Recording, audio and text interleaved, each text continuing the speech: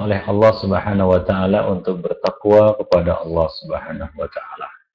Dan itulah pesan yang ingin kita sampaikan kepada para ikhwah sekalian, kepada diri saya dan para ikhwah sekalian, agar tetap menjaga ketakwaan kepada Allah Subhanahu wa taala, khususnya di masa-masa yang penuh dengan fitnah, cobaan, ya, dan juga banyaknya manusia yang jauh dari agama. Kalau kita lihat pada hari ini, seperti yang dikatakan oleh Nabi, ya, yansyuru al-jahal wa yasbutul jahal wa yurfa'ul ilm. Ya, menetap kejahilan itu dan terangkat ilmu. Maka dari itu, ya, bertakwalah kita kepada Allah Subhanahu wa taala dengan tetap menjaga nilai-nilai agama kita di dalam kehidupan kita sehari-hari. Karena tidak ada yang lebih bernilai di dalam hidup kita selain daripada agama kita ini. Nah, tidak ada nilai dari kehidupan seorang manusia tanpa agama. Orang yang hidup tanpa agama itu lebih sesat daripada hewan ternak. Maka kita yang telah diberi nikmat Islam oleh Allah Subhanahu wa taala, kita dijadikan sebagai kaum muslimin. Kita mengenal Rabb kita mengenal Allah Subhanahu wa taala yang menciptakan kita mengenal agamanya yang lurus ini, maka hendaklah kita jaga, ya, kita rawat, ya, nikmat Allah ini, yaitu Islam. Ya, dengan mempelajarinya dan berusaha untuk mengamalkannya, serta menyampaikannya, menyebarkannya kepada umat manusia. Ini merupakan perkara yang paling penting, ya, di dalam kehidupan seorang insan. Allah Subhanahu wa taala berfirman di dalam kitabnya, ya ayyuhalladzina amanu taqullaha haqqa tuqatih. Wahai orang-orang yang beriman, bertakwalah kamu kepada Allah dengan sebenar-benarnya takwa. Wala tamutunna illa wa antum muslimun. Dan janganlah kamu sekali-kali mati kecuali kamu dalam keadaan muslim. Ya. Di sini Allah Subhanahu wa taala ingin menyampaikan satu pesan yang sangat penting kepada kita semua, yaitu wala tamutunna illa wa antum muslimun. Jangan sekali-kali kamu mati kecuali kamu dalam keadaan muslim. Tidak ada perkara yang lebih penting kecuali mati dalam keadaan muslim. Mati dalam keadaan muslim. Ya, bahkan di sini Allah mengatakan wala tamutunna, jangan sekali-kali kamu mati. Ya, ini adalah larangan mati. Bahkan dipertegas dengan tauqilah. Jangan sekali-kali kamu mati. Ya, siapa yang tidak mati? Semua pasti mati. Tapi di sini Allah larang kita mati. Dilarang mati. Illa wa antum muslimun. Kecuali kamu dalam keadaan muslim. Nah, demikian. Jadi ikhwani fiddin ma'asyiral muslimin, ya, bahwa Islam ini perlu kita jaga. Perlu kita rawat dan perlu kita pertahankan. Dan kita bermohon kepada Allah Subhanahu wa taala, mudah-mudahan kita termasuk hamba yang mati datang bertemu kepada Allah dengan membawa Islam. Muslimin rahimani wa rahimakumullah jami'an. Hidayah itu ada dua macam. Hidayah yang pertama adalah hidayah ilal Islam atau hidayah ilal tariq. Hidayah kepada Islam. Mungkin kita termasuk orang yang beruntung. Karena kita lahir mungkin bapak ibu kita Islam, Muslim. Hingga secara otomatis kita menjadi seorang Muslim. Itu hidayah yang pertama. Namun hidayah ini tidak cukup. Hingga perlu kita hidayah yang kedua, yaitu hidayah fit tariq, yaitu hidayah ila sunnah, hidayah kepada sunnah. Dan itulah yang kita minta dalam sholat kita. Ketika kita membaca surat Al-Fatihah, kita diperintahkan oleh Allah, diarahkan oleh Allah Subhanahu wa taala untuk meminta satu hidayah lagi, yaitu ihdinas siratal mustaqim. Ya Allah, berilah aku hidayah, petunjuk kepada siratal mustaqim, yaitu kepada sunnah, kepada jalan sunnah. Karena jalan sunnah inilah jalan yang telah dilalui oleh orang-orang yang Allah beri nikmat kepada mereka. Siratal ladzina an'amta alaihim. Siapa mereka? Yaitu para sahabat, tabi'in, atba'ut tabi'in, dan orang-orang yang mengikuti mereka dengan baik. Dan itulah yang kita minta, ya. Setelah kita berikrar iyyaka na'budu wa iyyaka nasta'in, ini adalah ikrar tauhid. bahwa kita adalah seorang muslim yang telah bersyahadat la ilaha illallah, iyyaka na'budu wa iyyaka nasta'in. Setelah ikrar itu ada satu hidayah yang perlu diminta, karena tidak semua orang diberi oleh Allah Subhanahu wa taala hidayah ini, yaitu hidayah ila sunnah. Maka Allah membimbing kita kepada satu permohonan yang penting, yaitu ihdinas siratal mustaqim. Ya Allah, berilah aku petunjuk hidayah kepada sunnah. Jadikanlah aku seorang ahlus sunnah yang berjalan di atas sunnah. Itulah dia as-siratal mustaqim yang kita minta di dalam surat Al-Fatihah, yang senantiasa kita ulang-ulang bacaannya di dalam sholat kita. Ya, minimal 17 kali sehari semalam kita minta kepada Allah ihdinas siratal mustaqim, yaitu hidayah kepada sunnah. Ya, sebab hidayah kepada sunnah ini sekarang ini sangat diperlukan. Mengapa demikian? Karena Islam sekarang ini sudah beraneka ragam, bermacam-macam penafsiran manusia tentang Islam. Ya, ada muslim, tapi dia masih suka melakukan hal-hal bid'ah dalam agamanya. Belum terbimbing dia kepada sunnah. Ya, amalan-amalannya banyak yang kita lihat bertentangan dengan sunnah Rasulullah Sallallahu Alaihi Wasallam. Ya, sementara amal itu tidak akan dapat diterima di sisi Allah Subhanahu Wa Taala kecuali dengan dua syarat. Syarat yang pertama adalah keikhlasan, dan yang kedua adalah sesuai dengan sunnah Nabi Muhammad Sallallahu Alaihi Wasallam. Nah, orang-orang yang belum mendapat hidayah kepada sunnah, dapat kita lihat bahwa mereka belum mengamalkan sunnah di dalam kehidupan beragama mereka, baik itu akidahnya, ibadahnya, maupun di dalam bab-bab agama lainnya. Ya, maka perlu kita minta kepada Allah Subhanahu wa taala dan bersungguh-sungguh ya untuk mencari jalan sunnah ini. Karena Allah membimbing kita untuk meminta kepadanya. Ya, minta kepada Allah Subhanahu wa taala agar kita diberi petunjuk kepada sunnah Rasulullah sallallahu alaihi wasallam. Ya. Karena amal-amal yang kita kerjakan ini ya tidak akan berkenan diterima di sisi Allah Subhanahu wa taala hingga kita memenuhi dua syarat diterimanya amal. Dan sungguh merugi orang yang sudah letih beramal, akan tetapi ternyata amalnya itu tidak berkenan, tidak diterima di sisi Allah Subhanahu wa taala karena ketidakikhlasan ataupun ketidaksesuaiannya dengan sunnah Nabi Muhammad sallallahu alaihi wasallam. Maka dalam hal itu ada dua hadis, yang mana dua hadis ini merupakan dalil ya syarat diterimanya sebuah amal. Dan dua hadis ini sama-sama dibuka dengan man amila amalan. Ya, supaya mudah diingat. Man amila amalan. Yang pertama adalah syarat ikhlas. Nabi mengatakan man amila amalan asyraka fihi ma iya ghairi taraktuhu wa syirkahu. Barang siapa yang melakukan satu amalan, ini hadis qudsi ya. Allah mengatakan barang siapa yang melakukan satu amalan dia sekutukan aku, asyraka fihi ma iya ghairi, dia sekutukan aku di dalam amal tersebut dengan yang lainnya, artinya dia tidak ikhlas mengerjakannya lillahi ta'ala. Di samping dia mengerjakannya lillah, mungkin dia juga mengerjakannya untuk selain Allah Subhanahu wa ta'ala. Dia sekutukan Allah di dalam amalnya itu, maka aku tinggalkan dia dan amalan syiriknya. Allah tinggalkan dia dan Allah tinggalkan amalan syiriknya, yaitu amalan yang dia dikerjakannya, yang dilakukannya karena mengharapkan ataupun bukan karena Allah Subhanahu wa taala, riya misalnya. Nah, ini Allah tidak berkenan untuk memberikan balasan apapun dari amalnya. Itu yang pertama. Yang kedua, man amila amalan laisa alaihi amruna fahuwa rad.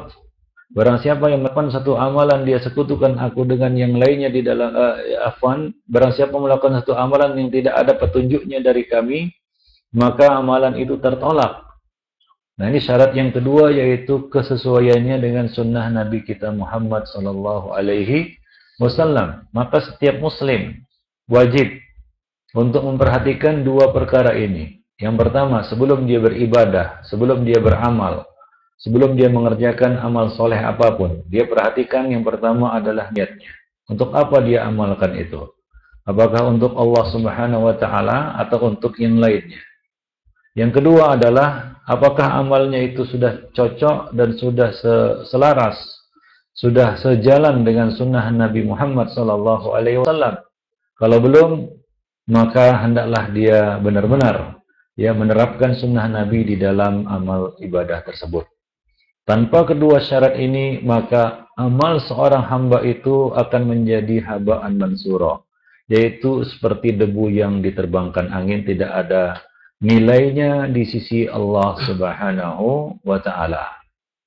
Nah, maka dari itu Allah Subhanahu wa Ta'ala memerintahkan kepada kita untuk menazar amal kita. Allah Subhanahu wa Ta'ala mengatakan, ya ayyuhalladzina amanu taqullaha wal tandur nafsum ma qaddamat lighad wattaqullaha innallaha khabirum bima ta'malun. Wahai orang-orang yang beriman, bertakwalah kamu kepada Allah Subhanahu wa Ta'ala, dan hendaklah masing-masing jiwa menadar. Nadar itu artinya memperhatikan dengan seksama, memperhatikan dengan betul-betul, ya, melihat dengan sungguh-sungguh, itu namanya nadar. Kalau kita ingin menikah, di sana ada proses namanya nadar. Ya, nadar itu beda dengan ru'yah. Apa bedanya nadar dengan ru'yah? Kalau hilal, ya, bulan sabit itu di nadar atau di ru'yah? Di ru'yah, bukan di nadar. Kenapa? Jauh. Jauh. Ya, kemudian dia tidak muncul dalam waktu yang lama. Dia cuma sebentar saja, itu namanya ru'yah. Ru'yah itu cuma melihat sekilas saja, dikatakan ru'yah. Nah, di dalam ayat ini Allah Subhanahu wa Ta'ala perintahkan kita untuk menazar. Wal tandur, hendaklah kamu menazar. Apa yang dinazar? Ma qaddamat lighad. Apa itu? Ma qaddamat lighad. Apa yang kamu kumpulkan, bekal yang kamu kumpulkan untuk masa depan. Masa depan di sini maksudnya adalah apa? Akhirat. Jadi kita dibekal untuk akhirat. Bekal untuk akhirat itu adalah ibadah, amal soleh. Jadi kita diperintahkan di dalam ayat ini untuk menazar bekal yang kita bawa menghadap Allah Subhanahu wa Ta'ala. Perlu dinazar. Jadi nazar itu bukan nazar mau lihat calon istri saja. Yang lebih penting daripada nazar melihat calon istri adalah menazar amal. Dan ini berlaku setiap hari. Kita menazar amal kita. Apa yang perlu dinazar dari amal? Dua perkara. Yang pertama adalah niat kita. Apa niatnya? Jangan sampai kita capek-capek beribadah, tapi ternyata ibadah kita itu tidak ada nilainya di sisi Allah Subhanahu wa Ta'ala. Ya, tidak ada nilainya di sisi Allah Subhanahu wa Ta'ala karena tidak ikhlas. Seperti 3 orang yang pertama kali diadili pada hari kiamat. Ya, 3 orang pertama kali diadili oleh Allah Subhanahu wa Ta'ala pada hari kiamat. Yang pertama adalah seorang mujahid yang berperang di jalan Allah sampai dia terbunuh. Ini adalah satu amal yang berat, amal yang mulia. Karena jihad itu, kata Nabi SAW, dirwatus sanamil Islam, jihad fisabilillah. Puncak amalan di dalam Islam itu adalah jihad di jalan Allah. Berperang sampai terbunuh. Bayangkan, ini orang sudah beramal ya, dan amalnya berat. Berperang sampai terbunuh. Terbunuh itu artinya meregang nyawa. Tahu meregang nyawa? Pernah? Berat tak amal ini? Sangat-sangat berat. Mulia. Berperang sampai mati syahid. Dapat kita gambarkan itu. Ya, beribadah, beramal, yang mana itu mempertaruhkan jiwa. Ya.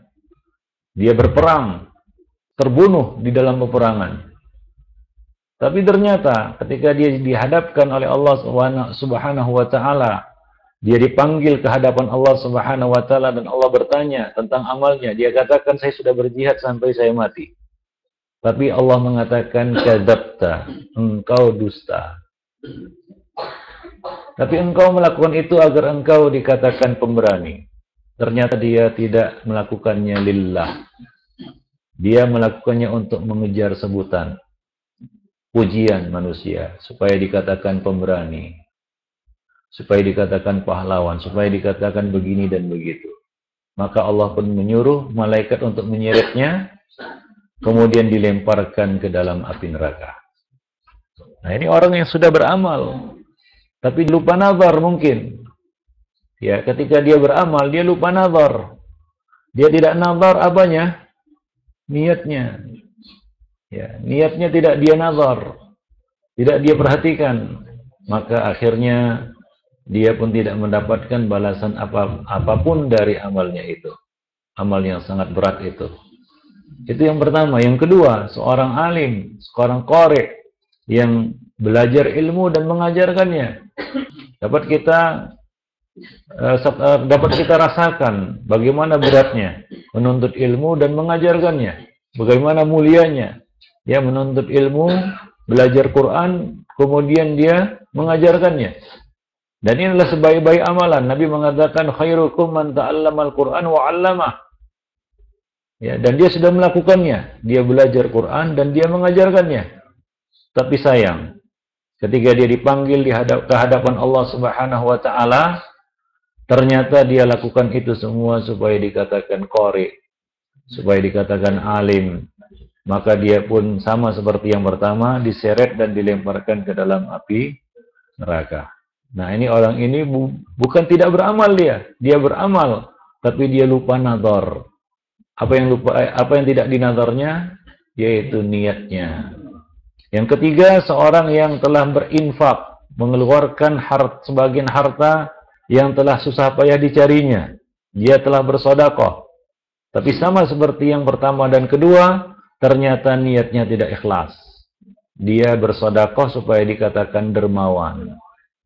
Maka dia pun diseret dan dilemparkan ke dalam api neraka. Ini adalah contoh 3 orang yang bukanlah mereka tidak beramal. Bahkan mereka telah melakukan satu amal yang sangat mulia dan agung. Berat, besar. Ya, kedudukannya di sisi Allah Subhanahu wa taala seandainya mereka ikhlas mengerjakannya. Tapi ternyata mereka tidak ikhlas, maka amal mereka pun seperti habaan mansurah, seperti debu yang diterbangkan angin, tidak memberikan faedah apapun bagi mereka. Nah, maka perlulah kita nazar yang pertama adalah yaitu keikhlasan kita, niat kita di dalam beramal. Maka Nabi SAW mengingatkan kepada kita tentang bahaya riya ini, ya, asyirkul khafi. Nabi mengatakan kepada para sahabat, maukah kalian aku beritahu sesuatu yang lebih aku takutkan atas dari kalian daripada fitnah Dajjal? Para sahabat mengatakan, tentu saja ya Rasulullah. Maka Nabi mengatakan asyirkul khafi, syirik yang tersembunyi. Bagaimana itu? Nabi mengatakan, menjelaskan, ya, contohnya, yaqumur rajulu fayusalli fayuzayyinu salatahu lima yara min nadhari rajulin ilaihi. Yaitu seorang laki-laki yang bangkit mengerjakan salat. Lalu dia perbagus salatnya, dia perlama salatnya karena dia tahu sedang dilihat oleh orang lain. Nah, itulah riya, ikhwani fiddin, ma'asyiral muslimin. Jadi coba perhatikan, nazar. Kita perhatikan baik-baik, sungguh-sungguh niat kita mengerjakan amal soleh tersebut. Apa yang mendorong kita untuk, kalau belum lurus, maka luruskan niat kita. Itu yang pertama. Yang kedua, yang perlu dinazar dari amal ibadah kita adalah kesesuaiannya dengan sunnah Nabi kita Muhammad Sallallahu Alaihi Wasallam. Sudahkah sesuai dengan sunnah Nabi kita Muhammad Sallallahu Alaihi Wasallam? Nah, ini perlu belajar. Perlu kita pelajari sunnah Nabi ini, ya, bagaimana detailnya, ya, misalnya salat kita, puasa kita, haji kita, dan semua ibadah-ibadah yang kita kerjakan hendaknya kita sesuaikan dengan sunnah Rasulullah Sallallahu Alaihi Wasallam. Ya, zikir kita, doa kita, karena ibadah itu sifatnya tauqifiyah, itu kaedahnya. Tauqifiyah itu maksudnya tidak boleh dibuat-buat, tidak boleh dikarang-karang. Ya, harus ada petunjuknya dari Nabi Muhammad Sallallahu Alaihi Wasallam. Maka itulah pentingnya Allah Subhanahu wa taala perintahkan kita untuk menadhar bekal. Wal tandur nafsum ma qaddamat lighad. Hendaklah kamu menadhar bekal yang akan kamu bawa menghadap Allah Subhanahu wa taala. Karena kalau kita bawa bekal yang palsu, maka itu tidak akan diterima di sisi Allah Subhanahu wa taala. Seperti kita ingin berangkat ke Jakarta, tapi kita bawa uang palsu, tiket palsu, paspor palsu. Nah, ini bukan sampai ke Jakarta, tapi masuk jail. Iya kan? Nah, karena yang kita bawa sepertinya asli tapi palsu. Nah, demikian. Ya, demikian pula kita menghadap Allah Subhanahu wa taala membawa bekal kita yang Allah katakan ma qaddamat lighad itu.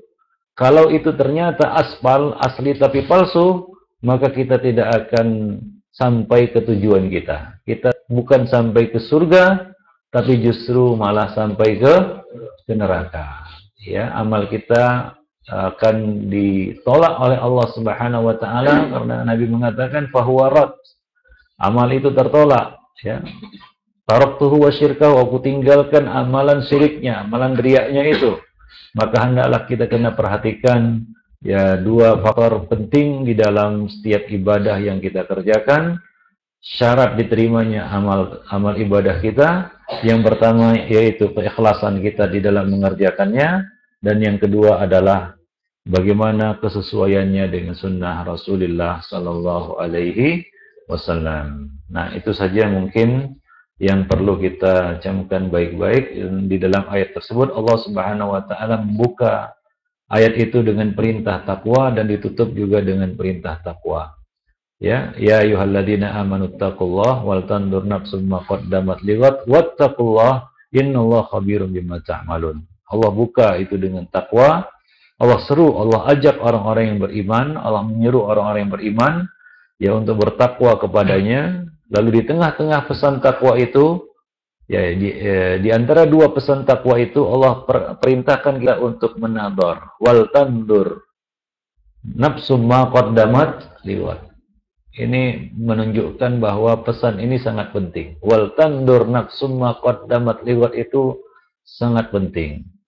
Dan nadhar di sini artinya adalah kita benar-benar menuntut ilmu tentang ibadah yang kita kerjakan.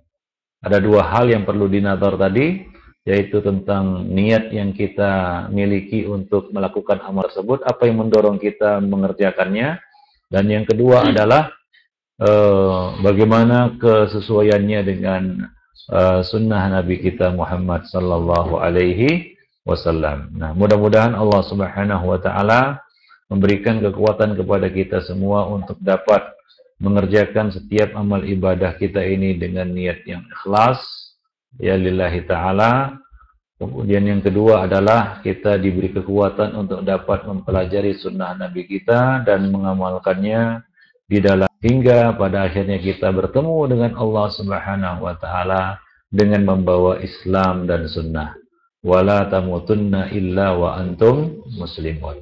Maka Allah mengajarkan sebuah doa di dalam Al-Quran, Rabbana afrigh alaina sabran. Ya Allah, berikanlah kepada kami kesabaran, wa tawaffana muslimin, dan wafatkanlah kami dalam keadaan ya muslim. Nah, demikianlah hamba Allah yang berbahagia, para hadirin dan hadirat muslimin dan muslimat yang dimuliakan Allah Subhanahu wa taala. Mudah-mudahan sedikit yang kita sampaikan ini bermanfaat bagi diri saya dan bagi para hadirin sekalian. Lebih dan kurang saya mohon maaf. Wabillahi taufik wal hidayah. Wassalamualaikum warahmatullahi wabarakatuh. Bukan untuk bertanya soalan bagi siapa yang ini. Ya. Assalamualaikum Ustaz. Macam mana beza wuduk Islam dan Syiah yang ketara Ustaz? Apanya? Wuduk. Wuduk? Wuduk kami dengan wuduk orang Syiah. Orang Syiah. Syiah tidak mencuci kaki dia. Sahih. Iya. Dia tidak ada cuci kaki dia.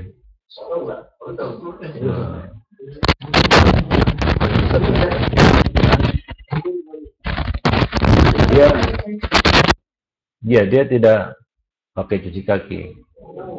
Dilap saja. Dilap saja kan. Dia tak macam kita kalau kita sapu khuf Ya, khuf itu mengusap khuf, mereka tidak ada mengusap khuf.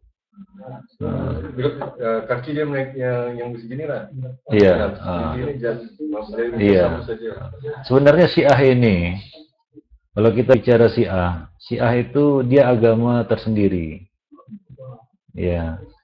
Dia agama tersendiri, dia punya fikih sendiri yang berbeda dengan fikih Ahlus Sunnah wal Jamaah. Ya, dia selalu berbeza, tampil beza dengan Ahlus Sunnah wal Jamaah. Sebenarnya yang jadi inti sesatnya Syiah ini ya adalah keyakinan mereka ya bahwa Abu Bakar dan Umar ya telah merampas ya hak Ali bin Abi Thalib. Ya, ketika para ulama memperkenalkan kepada umat siapa itu Rafidhah, mereka mengatakan Rafidhah ini adalah orang-orang yang berlepas diri dari Abu Bakar dan Umar. Jadi siapa saja yang berlepas diri dari Abu Bakar dan Umar, maka dia ini masuk dalam golongan Rafidhah. Dan mereka disebut Rafidhah karena mereka menolak ya berwala kepada Abu Bakar dan Umar dan kepada siapa saja yang berwala kepada. Maka dari itu ketika Zaid bin Ali mengajak mereka untuk berwala kepada Abu Bakar dan Umar, mereka menolak Zaid bin Ali. Maka semenjak itu mereka dikatakan Rafidhah. Rafattumuni, kata Zaid bin Ali. Zaid bin Ali ini ya, penganut paham Syiah Zaidiyah. Ya kalau sekarang Syiah itu ada 3 tingkatan. Ya, dan sebenarnya sebutan Syiah itu sendiri itu menguntungkan orang-orang Rafidhah. Karena mereka ini sebenarnya Rafidhah, bukan Syiah.